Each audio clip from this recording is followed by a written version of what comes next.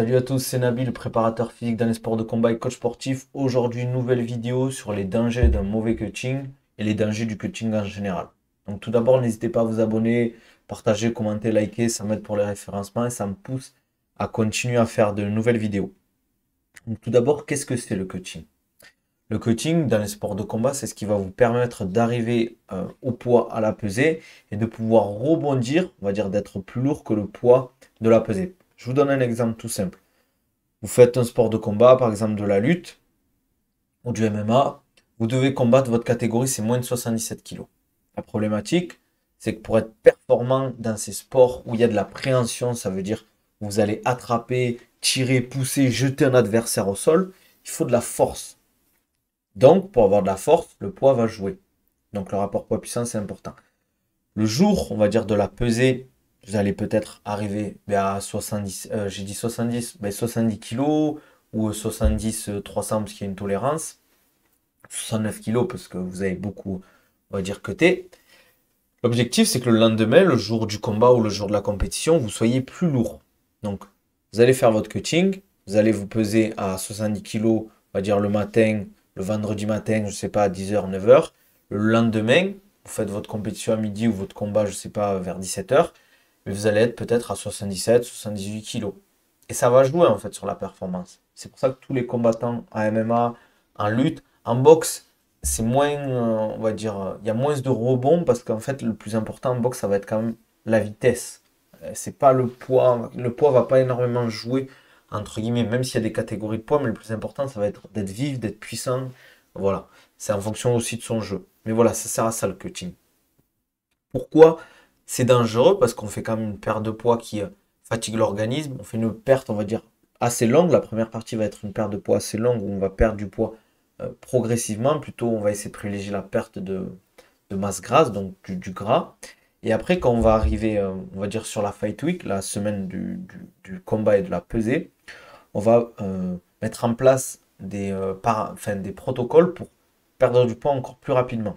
Donc ça va jouer avec le sel, avec les glucides. On va essayer je ne vais pas rentrer dans les détails parce que ça va être trop long.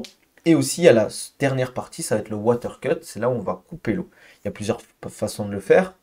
Il y a de mettre une tenue de sudation crème, de s'entraîner, d'aller faire de l'elliptique, courir, euh, des petits entraînements très légers. Moi, je suis pas fan, par exemple, de la course et de enfin, là où il y a des percussions, par exemple. Tu vois, pas de d'ours, je suis pas fan parce qu'on est déshydraté, on est fatigué et même si on y va lentement, on peut se blesser au niveau du doigt, au niveau des poignets. C'est pas le moment avant un combat.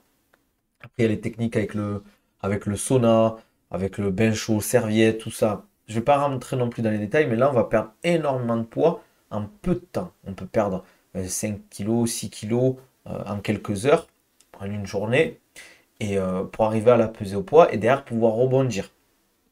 Donc déjà, ça, c'est ça qui est dangereux. En fait, c'est cette perte de poids rapide, les protocoles utilisés, c'est dangereux au niveau de la santé. Il peut y avoir des morts, il peut y avoir des complications au niveau de la santé, euh, ça c'est important. Par exemple, sur des cuttings, il y a des gens qui commencent à aller aux toilettes, ils vont uriner du sang. Il y a plein de choses comme ça, tomber dans les pommes, des convulsions, mais plus pouvoir, on va dire, transpirer, donc perdre de l'eau. Donc au final, on a fait tous ces efforts, on n'arrive plus à perdre de l'eau. Euh, il y a plein d'exemples comme ça. Le problème, c'est que souvent, en fait, les gens qui font ça, surtout en amateur, même en pro, ça arrive, ils le font mal ou ils sont pas très bien accompagnés. Les gens qui l'accompagnent ne sont pas formés, n'ont pas l'expérience, on va dire, du cutting et du water cut. Et c'est ça qui est dangereux. C'est de faire confiance à des gens, c'est pas forcément leur faute, mais peut-être parce qu'ils n'ont pas le choix. Mais à des gens qui n'ont pas les compétences pour faire ça, sachant que ben, ça peut te faire rater une pesée, ça peut te faire rater un combat, et en plus, ça peut jouer énormément sur ta santé. Moi, j'ai des retours de gens, ben, par exemple, il faisait le bain, mais le mec a tellement mis d'eau chaude qu'il a brûlé son athlète. Mais ça, c'est grave quand même d'en arriver là. Le mec, il va combattre peut-être avec la jambe ou le bras ou le pied brûlé, quoi. Donc ça handicape énormément pour le combat. C'est des guerriers, c'est des combattants, ils vont aller au charbon. Mais déjà, mais tu fais en sorte que le cut se passe mal et en plus, tu l'handicapes comment ça s'appelle, pour le combat. Ça, c'est une grosse problématique quand même. Donc voilà. Même il y a eu l'exemple de Khamzat, qui a son combat prévu contre Ned Diaz qui n'a pas réussi à cutter, qui a eu des convulsions. Certes, peut-être qu'il cut beaucoup trop et qu'il veut aller à ses limites, mais je sais pas en fonction de l'accompagnement, etc., s'il est bien accompagné au niveau du cut, etc. Ce qui paraît, mais je crois qu'il a été prévenu quand même assez tard au niveau du combat. C'est vrai que c'est compliqué, par exemple, d'être prévenu peut-être 5 semaines à l'avance. Tu sais que tu dois combattre en 77, tu fais dans les 90 kilos, ou je sais pas, 88, 89, 90. C'est pas que c'est pas impossible, mais ça va être très difficile. Il y a des organismes qui cut plus facilement que d'autres. Donc, c'est pour ça qu'il faut être bien accompagné au niveau de la nutrition, au niveau des personnes qui vont t'aider à faire le cut. Donc, qu'est-ce qu'il faut faire pour que le cutting se passe bien? Déjà, il faut qu'il y ait une préparation préalable. Faut que au niveau du physique, le mec, il soit quand même, il ait une bonne shape parce que plus tu as une masse musculaire importante, un taux de masse grasse bas, plus ça va être facile de cutter, de faire le water cut, donc de vider l'eau. Parce que les muscles sont composés d'eau, donc ça va être plus facile de vider. Donc ça, c'est une première chose. Donc déjà être en shape, de faire la perte de poids progressive, comme je vous l'ai dit, en perdant du gras, et la faire proprement, que ce soit cohérent, d'être accompagné par un nutritionniste qui connaît toutes les problématiques des sports de combat. Ça, c'est important aussi parce que la perte de poids, si on la fait n'importe comment, n'oubliez pas que si le mec il a 2 mois ou un mois et demi pour faire sa perte de poids, il faut quand même qu'il s'entraîne dur. Il s'entraîne 2 fois par jour, les combattants MMA par exemple. Si on lui enlève trop de glucides, trop d'énergie par exemple, mais il va pas pouvoir performer lors du training camp. J'avais fait une vidéo là-dessus, entre le choix de valider la pesée et d'être performant lors du combat du training camp. Parce que le training camp, c'est bien évidemment il y a aussi l'aspect stratégique game plan, mais aussi l'aspect conditionnement. D'être prêt le jour J. C'est pas là qu'on va progresser lors du training camp, en tout cas techniquement. Ce qu'on veut faire, c'est que pour le jour J, pour le combat, eh bien, le mec, il soit en condition, le combattant soit vraiment dans la condition optimale. Donc il faut qu'il ait quand même de l'énergie, mais il faut qu'il puisse perdre de poids. Ça reste difficile, mais il faut optimiser pour que ce soit pas, entre guillemets, contre-productif, mais que tout le training camp, il serve juste à perdre du poids et à valider la pesée. Donc ça, c'est important, une bonne préparation. Donc l'accompagnement, être accompagné par un nutritionniste, des gens qui t'aident pour le cut, et aussi prendre en compte les datas. Donc prendre des datas à chaque fois, à chaque perte de poids, à chaque pesée, les noter, voir où on en est. Par exemple, si à chaque fois, ben, c'est à peu près un mois, 2 mois, ben, voir la perte de poids, comment elle se passe, voir le cutting, comment il se passe, le tel poids, les sensations, voilà, le physique aussi, ça joue beaucoup de voir l'esthétique pour voir comment ça se passe au niveau de la perte de poids.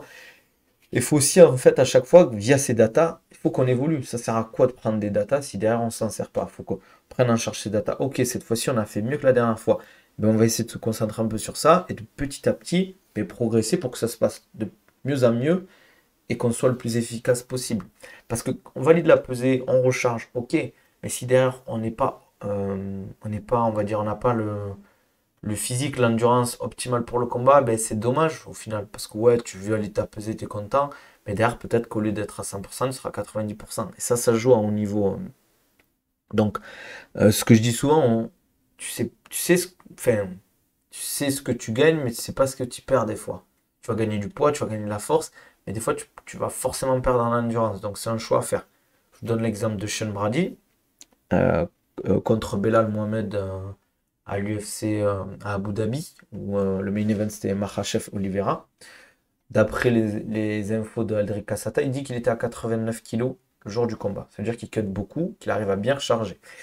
Mais si derrière, tu n'arrives pas à imposer ton jeu, tu n'arrives pas à imposer ton game plan, qui on sait que Sean Brady c'est un très gros grappleur, il a pas réussi, on va dire, à amener Belal au sol ou contre la cage, etc. Même si ça reste, rappelez-vous, ça reste un sport de combat. Le but, c'est pas celui qui est le plus fort, c'est pas celui qui cut le plus. Mais si, je sais pas si il était, on va dire, à son physiquement optimal, s'il avait l'endurance, le gaz, le caisson, après c'était que 3 rounds, pour, on va dire, faire ce combat face à Belal Mohamed, c'est bien de beaucoup cut, mais c'est les contreparties, ça va être toujours l'endurance. Plus le combat il va durer, plus ça va être difficile. Et plus on combat lourd, moins on est endurant en général. À part si on a une génétique de fou, mais il n'y a pas de secret. Plus on est lourd, et plus on utilise de l'énergie à se déplacer, à frapper, à lutter, à grappler. Donc ça à prendre en compte aussi. C'est pas forcément les plus gros cutters qui sont les meilleurs. En tout cas, faut imposer son jeu. Par exemple, un mec comme Khamzat, des mecs comme Khabib, ils arrivent surtout Khabib par exemple, ils arrivent à imposer leur jeu par rapport à leur poids. Ils se disent, ok, moi je suis plus lourd que mon adversaire, je suis plus fort en grappling contre la cage, etc. Il faut que je l'amène dans ce terrain-là pour profiter du cut. Parce que plus le combat va durer, plus mon endurance va diminuer, je vais vider la bouteille. Et au final, si on arrive à 4, 5 rounds, je vais être très fatigué. C'est là que je vais prendre des risques. Et c'est là que je risque de perdre le combat à cause de mon état de fatigue. C'est un peu, entre guillemets, un all-in. On met tout sur les 3 premiers rounds ou les 2 premiers rounds. Après, on récupère le 3e round. Mais c'est toujours pareil, on peut perdre ce 3e round. Et après, on est fatigué. Si ça va à la décision, mais on a peut-être gagné les 2 premiers rounds parce qu'on l'a bourré au sol ou on l'a bourré contre la cage. Et les 3 derniers parce qu'on était fatigué, ben, on a perdu au point.